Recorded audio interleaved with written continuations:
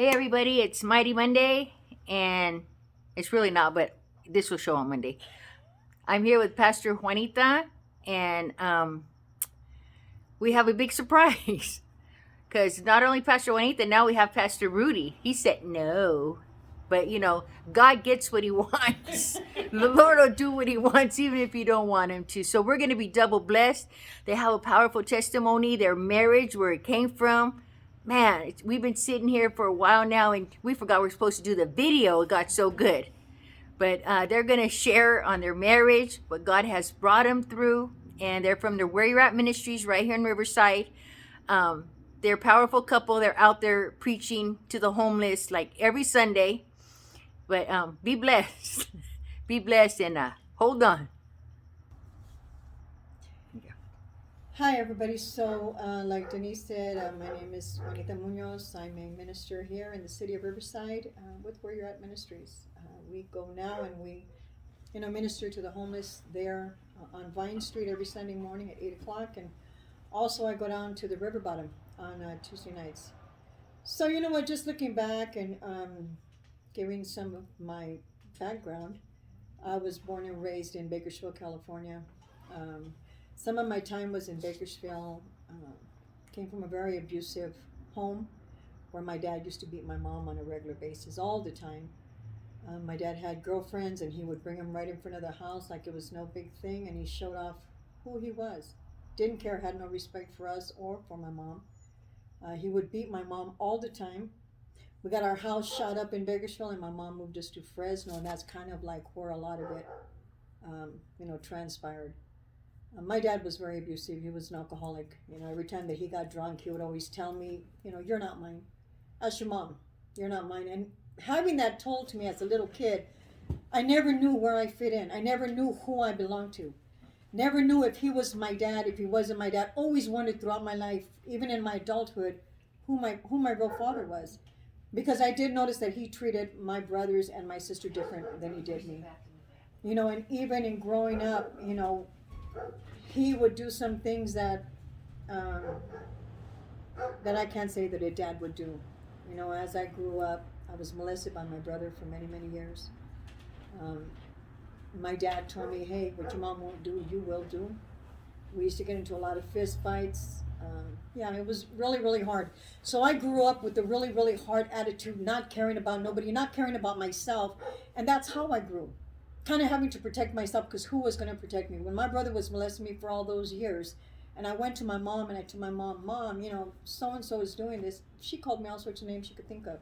Said your brother would never do this. So I never had that person to protect me or my sister. And so it was really, really devastating for me. And I thought, you know what? I got to take care of me, because ain't nobody can take care of me. And so I kind of had that hard, mírame, déjame kind of attitude. When I was doing, I used to drink, I used to party, get loaded all the time. I lived a lesbian lifestyle for many, many years, up until when I came to Christ. And I know that it was because of everything that I experienced as a kid. But at the same time, my mom also had that lifestyle. Even though hers was undercover and she thought I didn't know, the day that she called me out on mine, I let her know that I knew all the time that she had that lifestyle as well. But getting back, when I was partying one time, this guy who was a friend of mine, I had known him for 10 years, and I got really, really drunk, and he said, hey, Juanita, you know what, I'll give you a ride home. Well, I passed out in the car because I trusted him. He was my friend. I woke up and he was raping me. And when he was raping me, the first thing that came to my head after I pushed him out was, I'm going to kill this guy. And that's exactly what I did. I told him, get off the car. I told him, go open that gate. Get me out of here. Take me home. He said, okay. As soon as he got off the van, I ran him over. I got up, I looked at him. I didn't feel any remorse. In fact, I got more angry, and I said, hey, that's what you get. He was kind of gasping for air. I got back in the vehicle. I ran him over the second time, backed up on him, ran him over the second time, and then I ran him over a third time. And for a long time, I had that's exactly what he gets. I had no remorse, because I figured, you hurt me, you know what, I'm going to hurt you back. And that's the kind of attitude I had as growing up. I'd been hurt enough by my family, by people who I considered friends and who really weren't. And I didn't even love myself. I figured nobody else could love me, much less did I love myself. I did a lot of madness that I am not proud of. But I know that the enemy really had me in his web. And it was only with God that I could see any kind of a hope. Someone came and told me about God. In fact, I had just gotten out from killing that dude. And we were living in Hayward at the time. And my sister said, hey, Juana, let's go and hit the bars. And I said, okay. So we're walking up on C Street right there in Hayward. And we started hearing some oldies. And we walk into this building. And so we thought we were going to party hardy right there. We walk into the building and the guy said, hey, God bless you. Welcome to Victory Outreach. And I said, oh, no, don't tell me this is a church. But sure enough, it was. And that was where God got a hold of my life. And God showed me that there is change and that there is someone who loves you when you think there is nobody who loves you. When you think you cannot be loved, God has been the one who had loved me all through those days. All that time when I felt so empty, when I felt that there was no hope, like nobody really cared. My own family didn't care. No one that I had been with really cared about me. I didn't care about myself or anybody else, but yet God loved me. And at that point, I surrendered my life. I gave my life right there to the Lord, right there in Hayward. And I stood in that church all night, me and my sister. I went back home and my mom said, oh, Mia, did you enjoy yourself? And I said, yeah, Mom, you would. And guess where I was at? I was at church. My mom really tripped out because she didn't understand how come I was happy and I wasn't high. How I could be going to church and come back all happy and laughing and everything. I must be doing something. But you know what? God was already starting a work there. You know, one thing that I will share, you know, when we speak in tongues, people have always questioned, is tongue a real language? I can say from my heart that it is. I know a fact that it is. After I had gotten saved, I was walking down the street in Hayward to go see my brother. And I was walking down the street, this car pulled up right next to me. They threw me in the car, and they had me for hours and hours and hours. And they were doing four guys, they were doing everything they wanted. So anything imaginable, they were doing. They had me on the floor base of that car, and they had a gun to my head, and the one guy was telling the other one, matala, matala. And I remember at that point, I knew that my life was done, because these guys were done. They were done with me. They had already bit me from my face here all the way down, done everything that they could think of. And at that point when he was going to shoot me, I started speaking in tongues. I just started doing, and I just started speaking in tongues as hard as I could. As I was speaking in tongues, the guy said, se está poniendo loca, she's getting crazy, just shoot her, shoot her. She's going crazy, she's going crazy. But as I was speaking in tongues, I heard it in English. And I was saying, Lord, you have said that where you are, you shall prepare a place for me. Father, prepare that place for me now. Right as I said that, the door opened up and they threw me out of the car. And I was rolling in the middle of the street. See, even when I gave my life to the Lord, it doesn't mean everything was going to be hunky-dory. It meant that the enemy was going to be on a rampage. It's going to want to take me out. He was still going to want to try to grab what God was starting to do in my life. And I can't say that, oh yeah, I stood strong. Oh yeah, I did good. No, I went through a lot of changes in that. I had asked my pastor, man, why when I gave my life to the Lord, did this happen? She said, Juana, she said, there's a calling on your life. Of course the enemy's going to want to take you out. Of course the enemy's going to want to do what he's going to do to you. Because of the way you were out there in the world, man, how much more can you be for Christ? Because when I was out there in the world, I would walk in the middle of the street and I would just want you to come and mess with me. I had a mírame, déjame kind of attitude. If you looked at me from across the street, I would tell you, do you know me or do you want to know me? Because I'll make myself known real quick to you. I didn't care. I had no value for my own life, much less anybody else's life. I figured, hey, nobody cared about me. Why should I care about you? And that's how I lived my life. But you know what? God just had something doing. He was already doing something in the mix. And so my pastor said, Juana, I think it's best for you to get out of Northern California. I think it's best for you to go up someplace you're not around anybody you know. So they sent me up here to LA. They sent me to a women's home in El Sereno. And I was in that home for a year. And in that home, God really, man, I went in that home calling out the home director. I went in that home calling out the staff. The staff would tell me to do something, and I'd tell them, man, you know what? I'd chew you up and spit you out for lunch. shut up. And so I would be in a lot of, man, I would always be in discipline. I would always be in discipline because I always challenged the people that were over me. I didn't know how to submit under anybody. I shouldn't have to. Okay, so I'm saved now. Why are you telling me what to do? Especially being a youngster. But God was trying to chip and mold at my heartstrings. God was trying to cut all those ugly things about me out. And I was a very, very ugly person. Very, very ugly, ugly person. And so God started doing a work there in the home.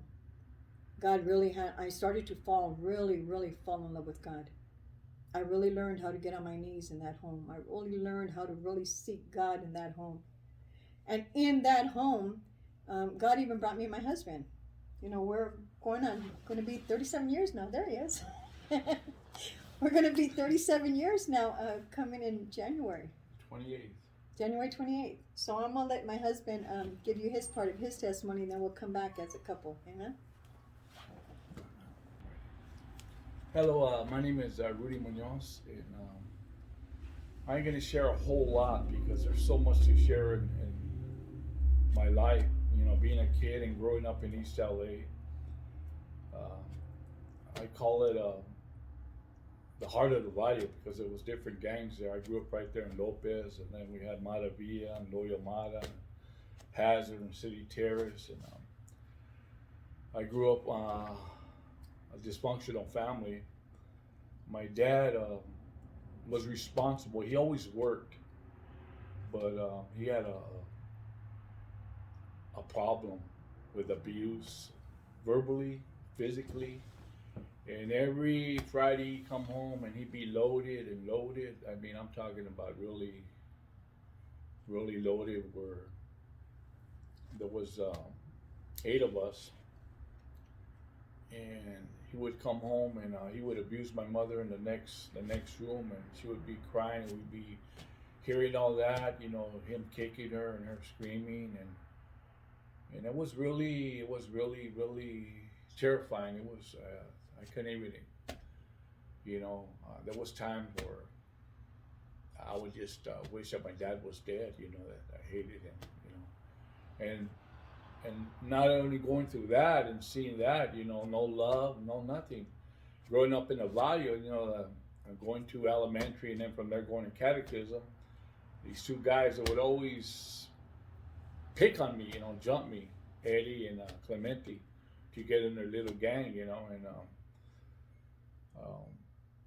I didn't have no confidence. I was fearful, but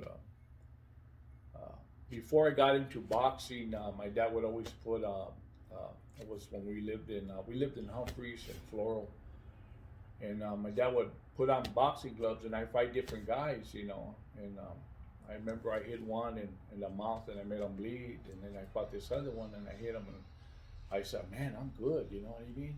I can. So then, it was over and over, just seeing all the abuse with my father and the whole bit, and going through fights with these 2 guys. There was this neighbor of us, his name was Tony Baltazar, and he had 2 sons, Anthony and Tony. And he would take them every day to go on train. In boxing, they were 4 and 5, and I was 13 years old.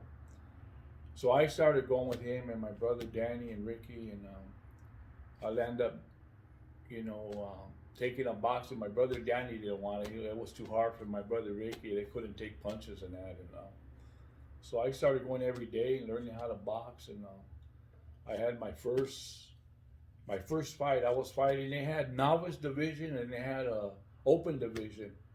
I was novice as you really started in open. There's a guy that's won champions that had like maybe 20 or 30 fights, and this was my first fight. I was fighting a white guy, the open division champion. Here's my first fight, and I had a good trainer. My trainer told me, you know what, Rudy, you want to beat this guy? The 3 rounds, 3 minutes, you stay on top of him, man. Give him combinations, uppercuts. You just don't let him. And I did everything that he told me. I did everything. I stood on top of that guy. I was jabbing and combination, uppercuts, the whole bit. And I ended up winning. I was so happy. I won a trophy, and that was my first fight, man. Fighting a Golden Glove, somebody that's got jackets and big trophies and the whole bit. That was my first fight. So I kept on going, and I won again, won another trophy. My dad would go and see me because he was into boxing too when he was a kid. And I land up developing confidence within myself. I didn't have that fearful. I would fight anybody now because I knew I could box. You know, I would fight like 5, 6 guys. And I didn't have no fear because I had a lot of confidence in what I can do in boxing. I learned that. But coming back to my dad, you know, my dad, it was really bad. He would take us to work, and me and my 2 brothers, my brother Ricky and Danny, and we would help him load semi trucks. This was the second job. It'd take us like maybe a couple of hours, and we would end up stacking boxes of tomatoes or squash, or it was hard work. But after we got done, you know, then they had a bar that was called the Mark Cafe. My dad and my uncle would go over there, and they leave us outside in the back of the parking lot for about 2, 3 hours. So they'd be in there drinking. So we getting tired. We want to go home, you know. So me and my brothers went to the bar. They had like in the back a side door, and we opened the door and we see my dad having his hand upon this woman, you know. And we were like, wow, you know. My brother said, now we can blackmail dad, you know. I said, no, we ain't gonna do that. We ain't gonna blackmail. But I mean, my testimony is so big, you know. I can't get into everything, but I'm just gonna leave it right there and then go back from 1965. We moved from East LA. We moved to Montebello in '65. I was 13 years old, and there went my boxing career. And we moved to a white neighborhood. I didn't know how to act, and my dad still brought that same drunkenness and beating up my mom. And there was, you know, white neighbors that lived right here and Italian neighbors over here. And but my dad was very abusive, verbally, physically, and he would really. There's other stuff that I didn't even share when we were in East LA. I mean, he would chase me with a bottle. And we didn't eat our vegetables. This is going back to East LA again. And we didn't eat our vegetables. My dad, he got my brother Danny. I'll always remember this. And my brother didn't eat it. He got his hand like this and boom, shoved his head right in the table and busted his teeth. That's how, you know, how my dad was. It was I didn't learn that. I didn't even know the concept of love and holding hands and that, because I didn't see that growing up in East LA with my mom and dad. All I seen was abuse, verbally, physically, violence, you know. So I didn't even know how to hold hands or none of that, you know. I didn't even know what love was. All I seen was hate and violence. But now coming back to Montebello in '65, you know, it was totally different, you know. It was, it rocked my world because I didn't know how to act, you know, coming from East LA and all Chicano's Mexican, you know, and coming to Montebello, all whites. I didn't even know how to act. I didn't even know how to. I was in 2 worlds, you know, torn apart. I didn't know how to act. So I tried going this way, but sooner or later I started going and hanging around with these other guys, and I fit in because there's where I grew up in East LA. So I started off young, you know. I forgot to share another thing. When we were in East LA, me and my brothers, we would go to, we would steal my dad's little bottles of alcohol, and we would take the Kern bus and go to the shows in East LA, Whittier Boulevard. One was called the Center, the Boulevard, and the Golden Gate, and we would go every Sundays. And man, I remember the first time I got high, and man, I got sick. Oh man, it was. And I was just a kid, you know. I think maybe like 11 or 12. You know, I didn't share that, but now coming back to Montebello now, and you know, they would do reds. They would sell reds for $1, and whites, blancas 10 for $1. And I got into that and smoking weed. And I got busted one time. I was in junior high, and I was doing reds, and they caught me in 5th period. And when you do reds, that's like a downer. Whites are an upper, like speed and meth. But I was in the classroom. I was just nodded out, laying down, and then the principal, Hooper, came in, the vice principal, and he waked me up and he says, "Come on, come over here." So I land up going. He takes me to the principal office and trying to tell me, we got you under the influence of narcotics. So they take me home, and my dad was cool, man. He told me, what, I don't want you to be doing that no more. I don't want you to be taking meds and that. So it was pretty cool. I got off, but I still later on, I still did it. One thing about my dad, even though he had that vice, he used to do reds too and whites, and I didn't know that part of him. All I knew was the drinking part. But he would smoke weed, and that's down the line where we started doing it with him. But while I was in junior high, I got me a job. I remember I got me a job, and I was helping the custodians clean the room, wax the floors and the whole bit. But every time I would come after school, I would be taking reds, And I met this guy. I think this is the first time I met this Christian guy, and he would start telling me about the Lord, about Jesus. There's where the seed got planted in me when I was a teenager. And then from there, as time went on, I was working in LA where my dad worked in LA. He was a receiver in this produce place. And I was working with this other guy, his name was Wimpy, and he started telling me about Jesus. And I didn't want to hear about Jesus. I was getting high. After work, I'd go to the Mar Cafe and I'd start drinking and the whole bit. And I didn't want to hear about Jesus, but God was using that man to water the Bible says some come to plant the seed and water, God brings the increase. Well, this guy was watering with the other guy, planted the seed on my life. So from there, I always had a car. One thing my dad told me, you can't do nothing if you don't have money. So I learned the concept of working. That's what my dad put in us, how to work and how to make money. So I always had money and always had a car. So I think it was about when I was 18 or 19, my dad says, "You got to go. You got to fly now, So he kicked me out of the house, And I got me a place, and and I was smoking weed, getting high, and I met this girl, and I started living with her, and then from there I went in the Marine Corps. That's another that I was proud going in the Marine Corps, the United States. I'm proud of this United States Marine Corps. I went in when I was 20, and when my brother went in 2 weeks before that. And the reason why I went in, I wanted to go to Vietnam, but they called a ceasefire when I was in boot camp. I remember it was January, and we went in October. I was at 1st Battalion, my brother was at 3rd Battalion. I was 1134.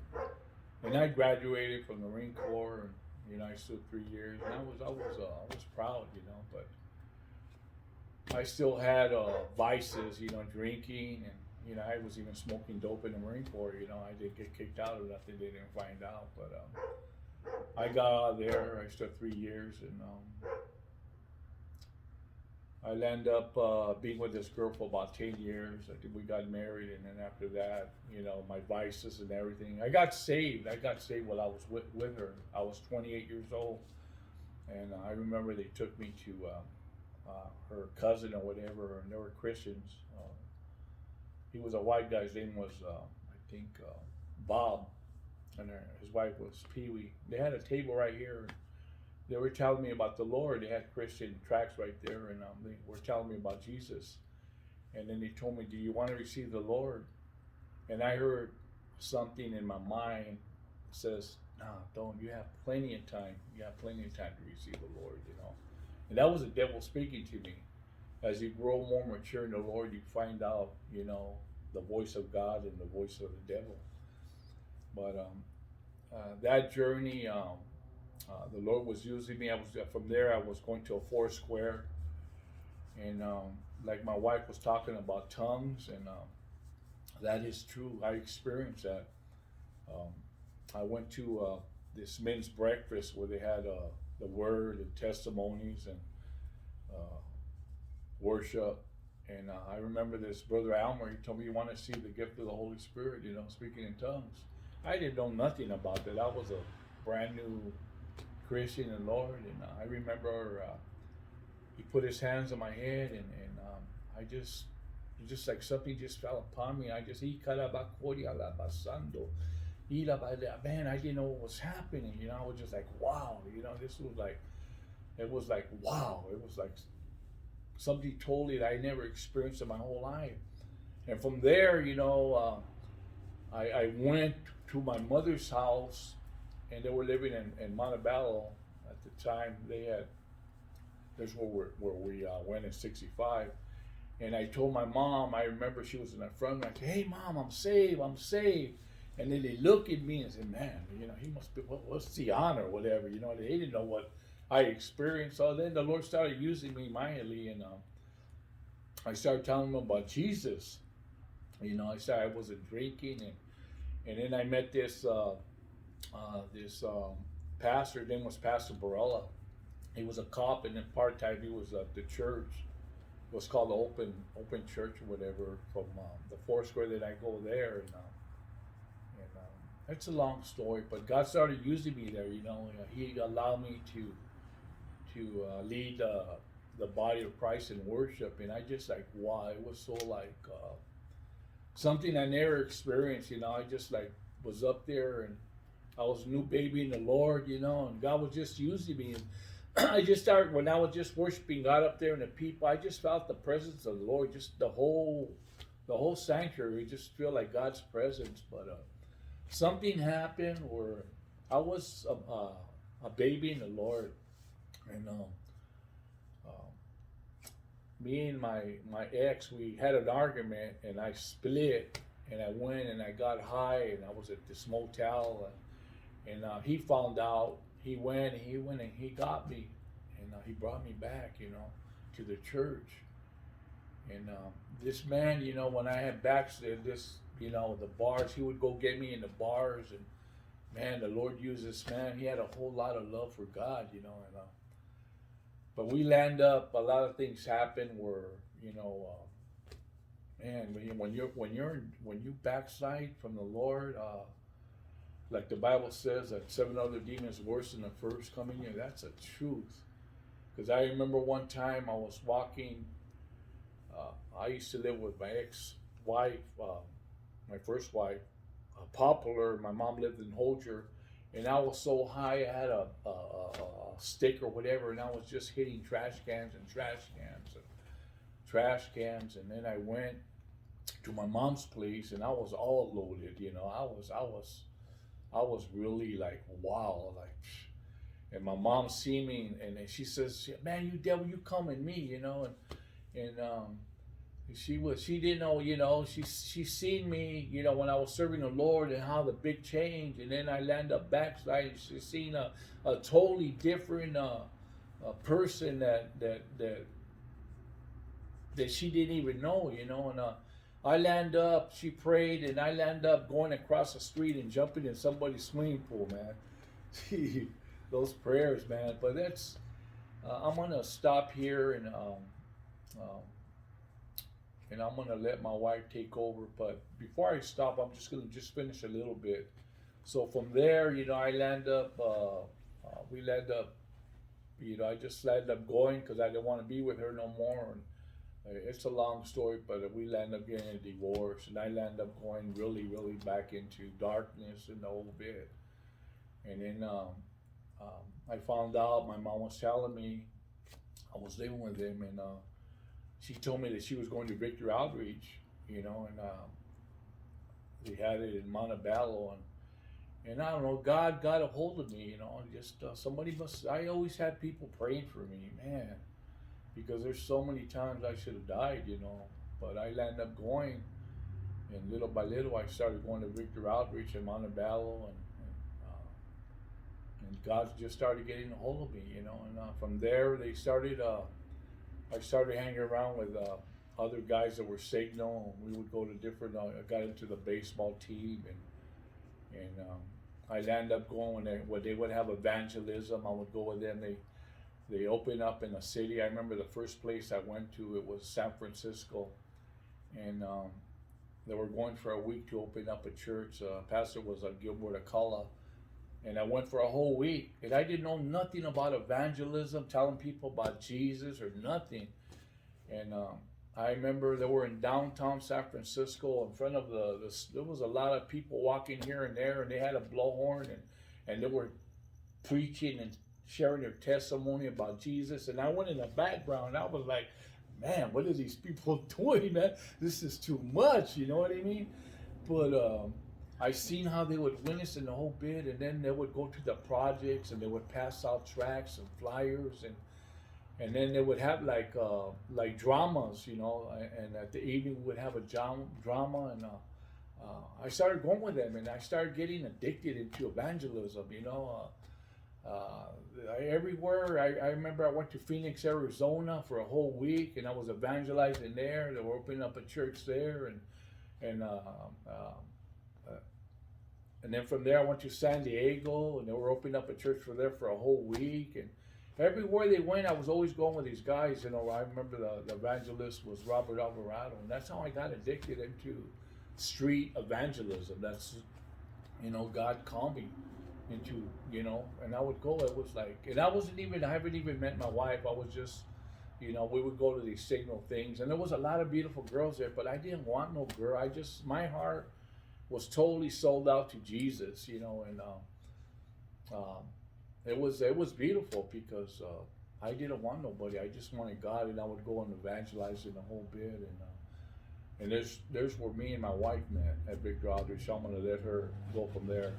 Okay.